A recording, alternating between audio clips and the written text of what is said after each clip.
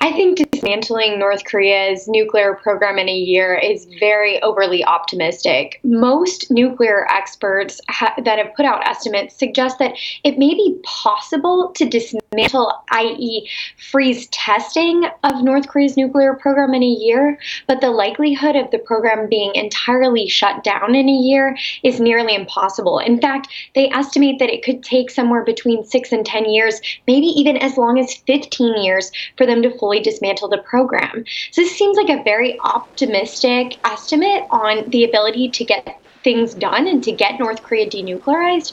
I think the reality is that we're looking at much longer. And the question of whether North Korea is in fact sincere about denuclearizing is still one that's very much so on the table. And there are several stages of this where it has to happen. It has to be verified, it has to be checked, they have to make sure that they cannot start the program up again. And I mean, all this takes time and takes money as well. Yeah, I think that the estimates are that it would be billions and billions of dollars in order to completely denuclearize North Korea. Even some of the shorter term programs or indicators that you would look for that North Korea is in fact denuclearizing are quite expensive. For example, getting IAEA inspectors in to be able to verify that North Korea is in fact denuclearizing, installing cameras in their nuclear sites so that, again, we could verify that they're taking steps. And I think the reality is that there are many indications to the contrary that North Korea is not sincere about denuclearizing.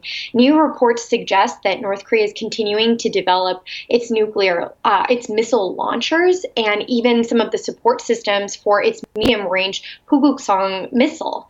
And beyond that, U.S. intelligence is estimating that North Korea may even have some secret nuclear sites that it has not yet disclosed to the international community. So there's a lot of signs that North Korea may have come to the table in Singapore, but the promises that it made were minimal at best and may have not even been made with sincerity. And just briefly, do you think that the United States has given away too much before any concrete steps have been taken by North Korea?